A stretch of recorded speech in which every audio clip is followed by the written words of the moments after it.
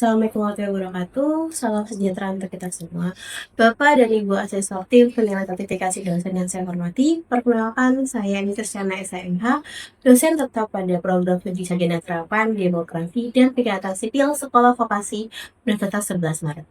Pada kesempatan yang berharga ini, izinkan saya memaparkan pernyataan diri dosen dalam unjuk kerja Tridharma Perguruan Tinggi atau PDD UKTPT di bidang pengajaran sebagai salah satu kelengkapan sertifikasi dosen pada tahun 2026. Dalam video ini, saya akan menguraikan salah satu mata kuliah wajib semester ganjil 22 SKS yang saya ampu, yaitu Hukum Administrasi Negara atau HAN. Bagi saya, esensi dari pendidikan bukan hanya sekedar mentransfer pengetahuan teks normatif dari ruang kelas ke lembar ujian mahasiswa, tetapi lebih dari itu saya menerapkan filosofi mengajar berbasis student-centered learning dan outcome-based education, guna membangun kemampuan berpikir kritis, integritas, serta kemandirian pemecahan masalah hukum oleh mahasiswa. Mata kuliahan diformulasikan ke dalam 5 pilar kompetensi utama.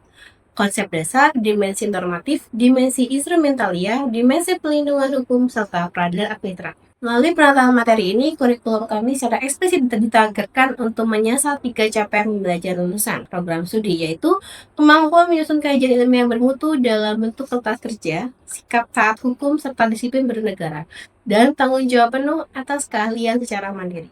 Terkait dengan CPMK atau capaian pembelajaran mata kuliah dalam mata kuliah ini, yaitu agar mahasiswa dapat mengetahui, memahami, dan menganalisis peraturan perundang-undangan terkait lingkungan bermasyarakat, khususnya di bidang hukum administrasi negara yang berlaku di Indonesia saat ini. Dalam mentransformasikan keilmuan kepada mahasiswa, saya menerapkan pendekatan terpadu, yaitu pendekatan DIA, Delivery, Interaction, and Assessment. Pertama, pada aspek delivery, materi disajikan berbasis bukti real dengan mengangkat studi kasus aktual seputar tata kelola birokrasi dan administrasi kependudukan. Pembelajaran diperkaya melalui ragam metode modern seperti case method dan team-based project. Kedua, pada aspek interaction, saya membangun komunikasi dua arah yang interaktif, baik melalui tatap muka langsung di kelas maupun secara daring, memanfaatkan learning management system kampus. Mahasiswa didorong untuk aktif berdiskusi, menyusun argumentasi hukum, melakukan presentasi kelompok, hingga saling memberikan umpan balik kolaboratif.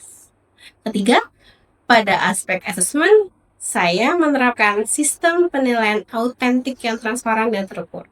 Komponen evaluasi akhir mencakup aktivitas partisipasi sebesar 20%, hasil proyek kelompok sebesar 30%, tugas mandiri 5%, serta bobot UTS dan UAS yang keseluruhan dinilai menggunakan indikator objektif berdasarkan rubrik penilaian yang telah disepakati bersama. Berikut, mari kita saksikan bersama visualisasi jalannya praktek pembelajaran interaktif pada pertemuan ke-7 mengenai materi Asas-asas umum pemerintahan yang baik atau dapat disingkat AUPB. Menggunakan metode case method, mahasiswa akan ditantang membedah potret empiris isu peranan administrasi kependudukan di daerah, mengidentifikasi ragam pelanggaran asas hukumnya, hingga merumuskan draft solusi perbaikan prosedur administrasinya secara klinis. Selamat menyaksikan. Bismillahirrahmanirrahim. Assalamualaikum warahmatullahi wabarakatuh. Waalaikumsalam warahmatullahi wabarakatuh. Salam sejahtera bagi kita semua. Baik, ini adalah pertemuan ke-7. Materi yang akan saya terangkan pada hari ini adalah soal asas-asas umum pemerintahan yang baik atau disingkat dengan AUPB. Salah kan kayaknya. AUPB. Oke.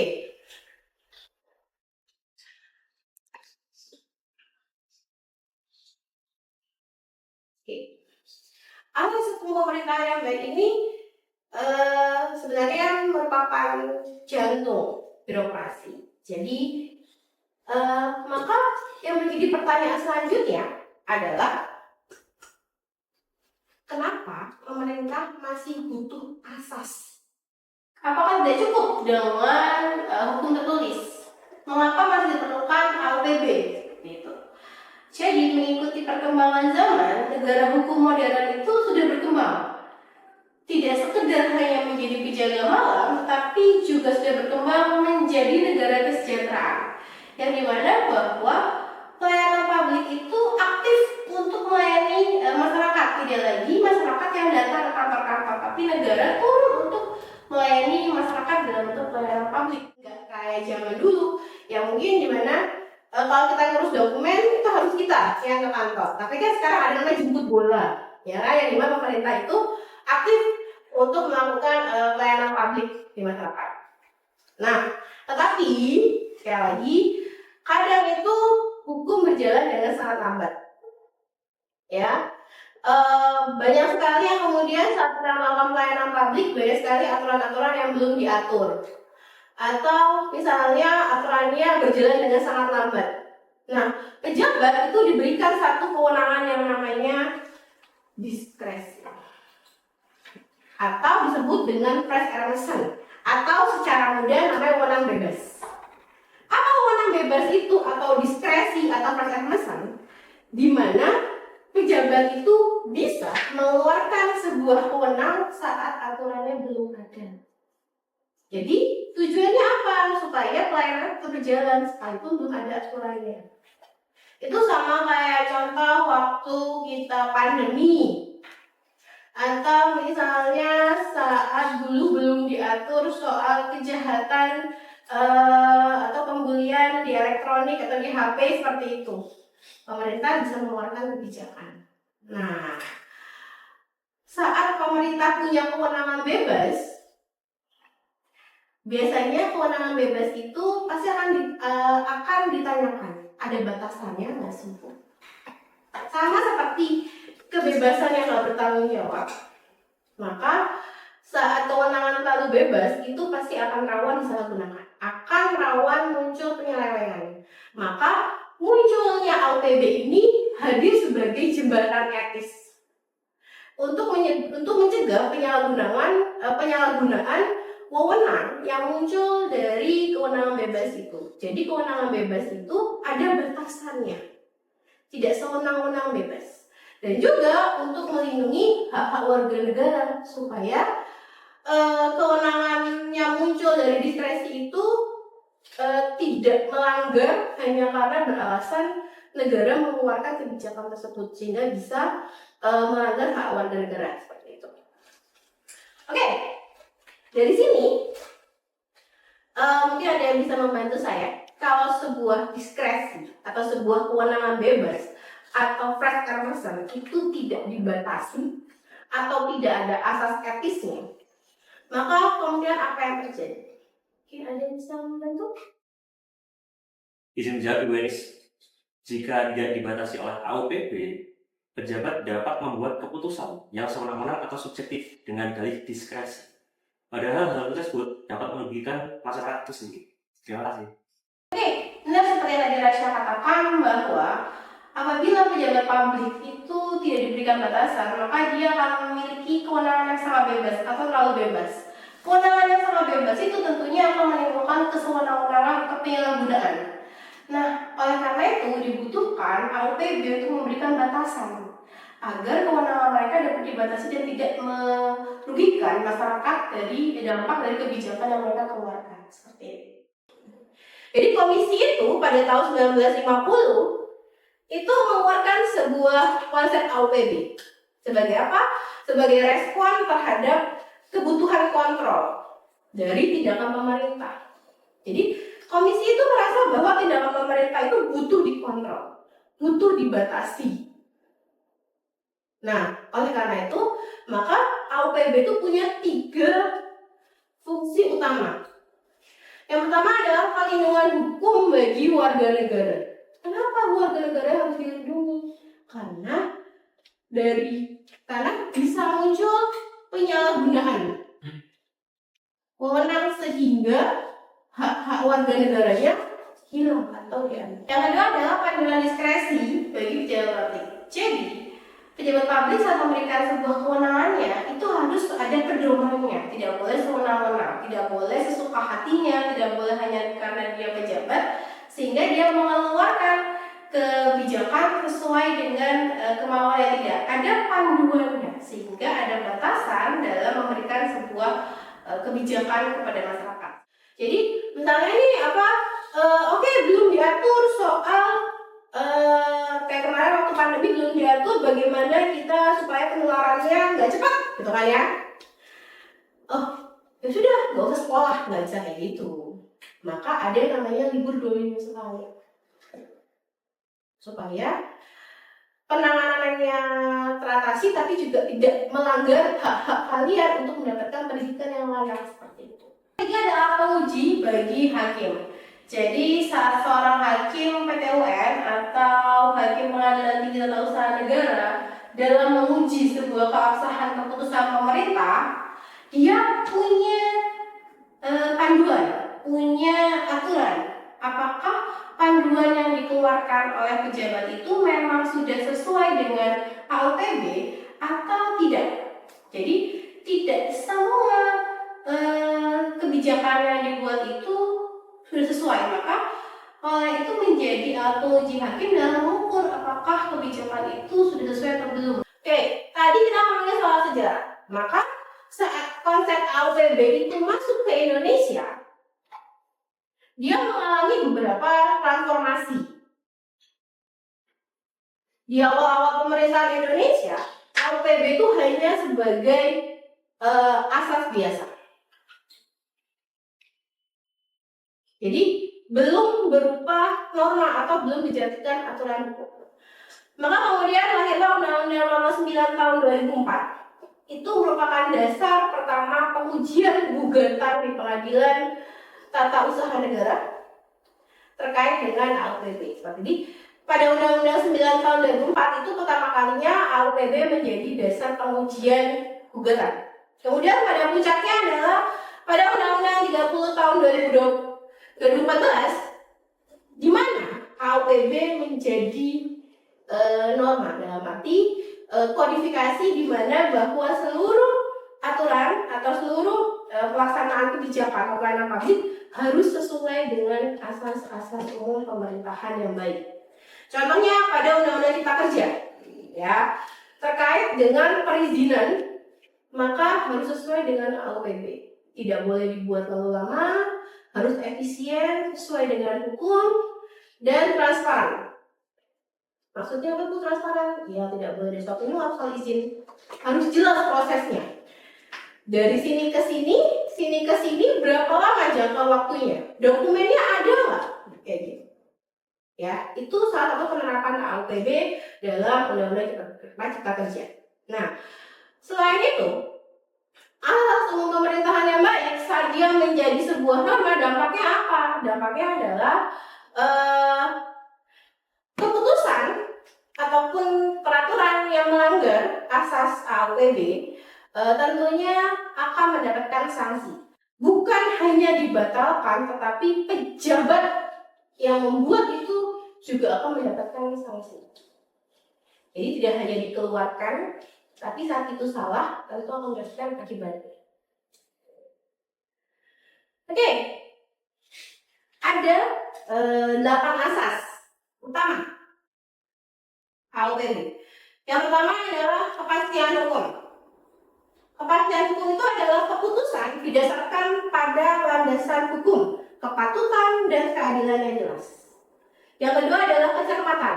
Keputusan yang dibuat berdasarkan penelitian dan analisis yang mendalam. Nah, sebuah keputusan itu harus dianalisis. Dampaknya bagaimana? Tidak hanya asal bunyi aja. Jadi harus jelas. Dan kemanfaatan, menjaga keseimbangan antara individu dan kepentingan umum. Jadi tidak asal menerbitkan izin yang penting untung, enggak. Ya, itu yang mungkin kalau kalian sering, kok tiba-tiba ada pabrik di hutan, izinnya udah keluar, tapi maka kebijakan itu bisa dianalisis, bermanfaat nggak izinnya, merusak hutan tidak, lingkungannya bagaimana, amdalnya bagaimana, seperti itu. Lalu ketidakberpihakan, bebas dari pengaruh kepentingan pribadi maupun golongan. Keputusan yang dibuat atau kebijakan yang dibuat oleh pejabat negara itu nggak boleh berpihak. Misalnya izin mendirikan perusahaan karena yang mengajukan izin adalah keluarganya, nggak boleh. Karena dampaknya akan kemana-mana. Itu yang dinamakan bahwa tindakan pemerintah itu butuh dibatasi. Ya. Lalu yang kelima, keterbukaan keterbukaan, memberikan akses informasi yang benar dan jujur kepada masyarakat. Oke, saat kita mengajukan pembuatan KTP, maka kita tanya sampai mana prosesnya, butuh waktu berapa lama, bukan hanya dijawab tunggu aja, sabar aja, tapi harusnya dikasih tahu, oh iya Bapak Ibu, kita membutuhkan proses 1-2 hari seperti itu. Jadi jelas dan benar. Kalau itu gratis, berarti ngomongnya harus gratis. Gak boleh tiba-tiba ngomong, tapi ada biaya tambahan kok, bisa. Kalau dalam akses tidak boleh, harus terbuka. Lalu pelayanan yang baik, profesional, cepat tanggap, berintegritas, dan tidak diskriminatif. Jadi dalam AOPB ini mungkin contoh beberapa layanan swasta seperti di bank-bank swasta yang dia bisa ngasih pelayanan. Kalau kalian masuk ke bank-bank besar biasanya dibukakan pintu, silahkan duduk, kemudian ditanyain mau ada apa, urusannya apa. Jadi bukan hanya saat kita datang ke kantor kita diem tapi nggak diapa-apain, maka harus diberikan tanggapan yang baik. Pelayanan yang baik, Bapak Ibu mau ada apa, mau mengurus apa, atau bahkan kalau sekarang sudah ada nomor antrian, ya kan? Oh antriannya segini, aduannya mau kemana? Lalu yang ketiga adalah kejujuran dan keadilan, tidak memanfaatkan keterbatasan atau kelemahan masyarakat. Jadi misalnya ada masyarakat yang jauh dari pusat kota, ngurusi dokumen kependudukan, maka pihak kelurahan membantu. Maka tidak seharusnya pihak kelurahan mengatakan bahwa ada biayanya, padahal itu gratis. Jadi kita nggak memanfaatkan kelemahan dari masyarakat untuk dapat keuntungan, nggak boleh. Lalu yang terakhir adalah kepentingan umum. Keputusan dan tindakan pemerintah harus mendahulukan kepentingan umum dan kesejahteraan masyarakat di atas kepentingan pribadi atau golongan, tanpa menjaga keadilan, tetap menjaga keadilan tanpa diskriminasi. Jadi memang negara kita itu komunal sekali. Kepentingan umum itu sangat diutamakan dengan kepentingan pribadi. Dan itu hal yang baik kalau misalnya dilawankan dengan golongan ya. Misalnya ada kepentingan keluarga nih mau mendirikan perusahaan, maka harus lewat jalur yang benar seperti itu. Baik, kita lihat dalam realita pelayanan. Ada sebuah studi kasus yaitu pungli di Madastana, seorang oknum petugas meminta pungutan liar sebesar 50.000 kepada masyarakat untuk mengambil KTP. Yang dimana bahwa kita tahu bahwa mengambil KTP itu gratis, nggak bayar, kan ya. Maka berdasarkan dari studi kasus itu, maka tentunya apa yang dilakukan oleh si oknum itu dia melanggar asas kepastian hukum dan juga asas kejujuran. Tetapi apakah oknum tersebut hanya melanggar kedua asas tersebut? Dapatkah ada yang bisa membantu saya? Kira-kira asas apa lagi sih yang mungkin dilanggar oleh oknum tersebut? Seperti itu. Izin menjawab Bu Enis, kalau menurut saya tindakan dari pejabat di Mandastana itu salah satu yang dilanggar adalah asas pelayanan baik, karena itu petugas bertindak tidak menunjukkan integritas yang baik dan mempersulit warga dengan cara meminta pungli sebesar 50.000 kepada warga, seperti itu. Oke, benar apa kata dikata Fadila, bahwa dari satu kasus aja itu yang dilanggar nggak cuma 2 asas, ini ada beberapa asas. Jadi dari satu kebijakan atau satu pelanggaran itu bisa menimbulkan penyerangan yang banyak. Oke, ini adalah data, ya, data penegakan hukum dan kenapa kemudian AOPB itu penting. Jadi kalau kalian lihat diagram itu ya, grafik ya. Jadi 85% pembatalan KTUN di pengadilan tinggi tata usaha negara disebabkan oleh pelanggaran AOPB. Jadi persoalan yang ada di PTUN itu kebanyakan dari 85% pembatalan ketetapan tata usaha negara. Dan 2 terbanyak itu dari melanggar asas kecermatan dan kepastian hukum.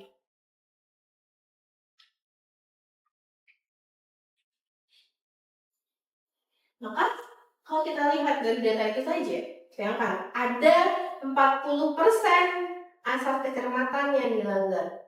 Berarti pejabatnya tidak membuat kebijakan atau keputusan dengan jelas. Seperti itu. Bayangkan kalau nggak ada AUPB, kalian dapat dokumen yang salah. Ya, gimana caranya pemerintah bisa mengontrol itu? Pejabatnya jadi nggak merasa ya udah nggak apa-apa, nggak bisa. Dalam AUPB itu ada namanya kecermatan. Pejabat harus membuat dokumen itu yang benar supaya apa? Supaya pasti hukumnya jelas. Memang kalian ngurus KTP gitu ya, lalu petugasnya salah input. Kalian kelahiran yang harusnya kelahiran tahun berapa kalian? 2005. Lalu si petugasnya menuliskan 2007, kor 2 tahun loh. Dampaknya apa dari 2 tahun itu? Bisa aja kan nggak bisa. Yang harusnya bisa ikut pemilu nggak bisa ikut pemilu. Yang harusnya bisa daftar kuliah jadi nggak bisa. Atau misalnya yang harusnya kalian harusnya mengajukan pinjaman karena dianggap umurnya belum sesuai, malah nggak bisa. Hanya karena salah tulis. Nah, kalau dokumen itu salah tulis, berarti pemerintah buat itu nggak sungguh-sungguh. Kayak gitu. Berarti nggak pasti. Bagaimana kita menangani masalah itu di zaman sekarang ya? Maka ada muncul digitalisasi layanan atau e-government, atau mungkin kalau sekalian lebih familiar dengan aplikasi-aplikasi di HP, aplikasi Dukcapil gitu kan. Jadi mana kalian bisa sangat transparan dan efisien. Langsung diupload, tahu progresnya sampai mana, kira-kira kapan selesainya, dan bisa diambil kapan dan jam berapa. Jelas. Digitalisasi. Lalu juga ada namanya teori perlindungan hukum sebagai kerangka pelindungan warga negara. Teori perlindungan ini itu menjaga warga negara supaya hak-haknya nggak dilanggar. Yang ketiga adalah standar pelayanan publik. Jadi dalam Undang-Undang Nomor 25 Tahun 2009 itu ada pedoman kualitas pelayanan yang dimana itu diatur waktu pelayanan berapa lama, dokumen selesainya kapan, jadi ada standarnya. Enggak cuma kalian nunggu tanpa kejelasan. Lalu yang terakhir yang kasih adalah penguatan kapasitas aparatur negara dalam menerapkan asas-asas AUPB. Jadi si pelayannya, ASN-nya, negaranya yang juga harus dikuatkan dan konsisten dalam memahami apa itu AUPB. Tidak hanya aturan tulis seperti itu. Oke. Sebelum saya simpulkan, ada yang mau bertanya? Saya Ibu, jadi kan tadi dijelaskan bahwa banyak keputusan yang dibatalkan di PT UN ya. Nah, jika sebuah keputusan pemerintah resmi dibatalkan oleh pengadilan tata usaha negara tersebut karena terbukti melanggar AUPB, bagaimana penerapan teori perlindungan hukum terpadu yang dicetuskan oleh Philippus M. Hadjian dalam memulihkan hak-hak warga negara yang dirugikan oleh keputusan tersebut? Seperti itu. Terima kasih. Baik, terima kasih Mbak Radin. Tadi pertanyaannya adalah menghubungkan teori Philippus M. Hadjian dengan praktek yang ada. Bagaimana sih perlindungan hukum yang dicetuskan oleh Philippus M. Hadjian itu dalam melindungi masyarakat katanya. Maka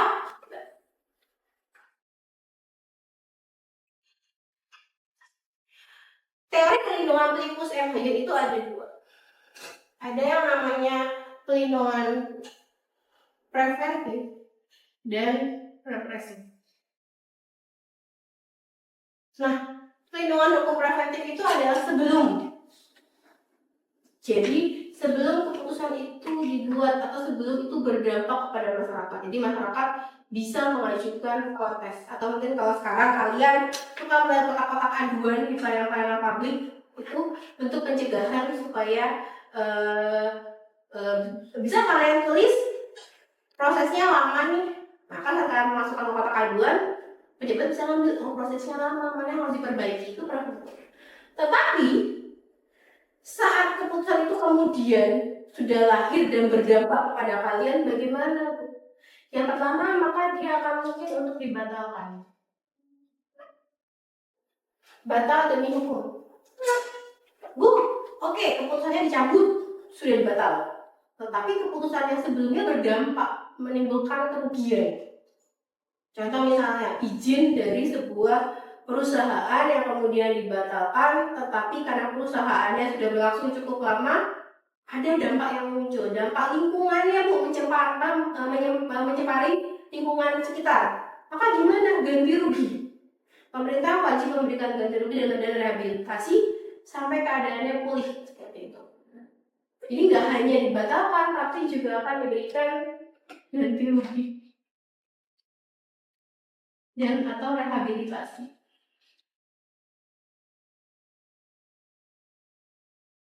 Jadi sebuah keputusan yang salah atau itu melanggar hak, maka pemerintah wajib untuk melakukan ganti rugi kalau dia memang berdampak atau sudah memberikan atau melanggar hak yang masyarakat. Iya, Mbak Radin. Oke, saya rasa 3 pertanyaan sudah cukup. Sebelum saya menutup materi kuliah pada hari ini, ada sebuah kesimpulan dari saya. Oke, baik, kesimpulan dari materi ini adalah AUPB itu merupakan fondasi pemerintahan yang baik dan pelayanan publik yang bermartabat. Diperlukan peran aktif seluruh elemen, pejabat masyarakat dan juga akademisi untuk mewujudkan administrasi yang transparan, akuntabel dan berkeadilan. Mari terus belajar dan menerapkan prinsip-prinsip AUPB dalam setiap tindakan pemerintah. Oke, sekian kelas hari ini. Saya akhiri. Wassalamualaikum warahmatullahi wabarakatuh. Terima kasih. Waalaikumsalam warahmatullahi wabarakatuh. Terima kasih, Bu. Bapak dan Ibu mahasiswa yang saya hormati, demikianlah pemaparan deskripsi uji kerja Tridharma pengajaran yang saya laksanakan melalui penerapan ekosistem pembelajaran yang berpusat pada mahasiswa, pemanfaatan inovasi teknologi digital, serta skema asesmen yang akuntabel. Saya berkomitmen kuat untuk terus meningkatkan kualitas mutu akademik demi menghasilkan lulusan vokasi yang profesional, taat hukum, berintegritas, dan siap berkontribusi nyata bagi kemajuan tata kelola administrasi kependudukan di Indonesia. Terima kasih banyak atas perhatian dan penilaian yang Bapak Ibu berikan. Wassalamualaikum warahmatullahi wabarakatuh.